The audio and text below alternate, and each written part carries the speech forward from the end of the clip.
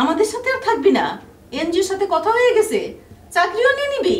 ও এতই সব কিছু আলাদা থাকনের, তো যা আলাদা থাক, বিয়ে করে থাকবি। কেন বিয়ে করে থাকতে হবে কেন? মানে বিয়ে ছাড়া একটা মেয়ে একেবারে অসম্পূর্ণ না, স্বয়ংসম্পূর্ণ না। বিয়েটাকে যেভাবে হোক করতেই হবে। আমি বিয়ে ছাড়াই একা একা থাকবো। হাই, সমাজ বইলা কথা আছে না? আমরা সমাজে বাস করি না? মানুষ আমাকে কি কইব? কইব যে বাপ মা থুইয়া ঘর দুয়ার থুইয়া একটা জোয়ান মেয়ে আলাদা যে বাস করতেছে। সমাজ কি বলবে? কিসের সমাজ? হ্যাঁ, সমাজটা বানাইছে কে? সমাজটা আমরা বানাইছি, আমরাই ভাঙবো। সমাজের কে কি বলতেছে না বলতেছে এত দেখার তো টাইম নাই মা।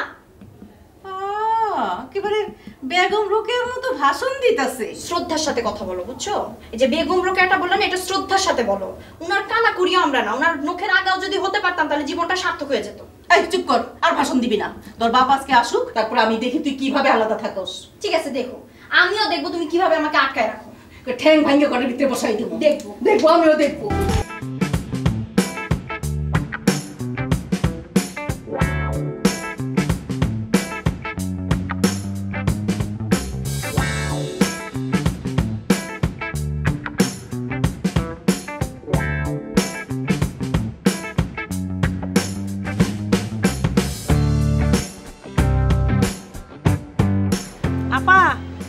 কেমন আছেন?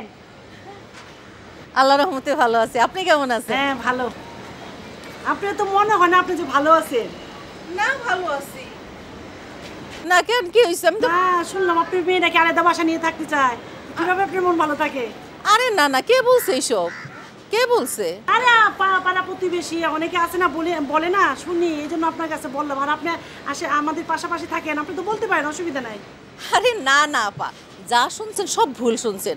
আমার ঘরে যদি কোনো ঘটনাই ঘটে থাকে, আপনি আমার প্রতিবেশী না? বাপ মা ভাই বোন কি কাছে থাকে? প্রতিবেশীরাই তো আগে জানে, আমি আপনার জানাইতাম না? কেন, আপনার মেয়েকে তো বিয়ে দিলেন, তখন তো জানলাম না। কমিশনার সাহেব, মানে আমি আপনার কাছে যে কারণে আসছিলাম, আসলে আমি তো পথ বসিয়ে গেছি একদম। আমার মেয়ে যে নিশু, ওই বাটপার মন্টুকে তো ডিভোর্স দিয়েছে, আর আমরা কেসও করে দিয়েছি, কিন্তু ও বেটা তো পলাতক, ও তো ধরাছোঁয়ার বাইরে, খুঁজেও পাওয়া যাচ্ছে না। তো এখন নতুন করে যে একটা সংকটে আমি ভুগছি, আমার মেয়ে তো এখন আমাদের সাথে থাকতে যাচ্ছে না। ও বলে যে আমি আলাদা বাসা ভাড়া নিয়ে থাকবো, একা থাকবো, এবং কাউকে কখনো বিয়ে করবো না। এখন আমি কী করতে পারি? আমাকে যদি একটা পরামর্শ দেন আপনি। আপনার মতো লোককে এরকম হওয়া ঠিকই আছে। আপনি একটা ইডিয়েট টাইপের লোক। আপনার মেয়েকে যখন ওরা তুলে নিয়ে গিয়েছিল, তখন আপনি প্রতিবাদ করেছিলেন? প্রতিবাদ করিনি, আসলে ভয় করিনি। এবং ওরা আসলে আমরা দেখেছি, কারণ আপনি তো সবই জানেন যে আমার মেয়ের আগে একবার একটা বিয়ে হয়েছিল এবং ওটা ডিভোর্স হয়েছিল।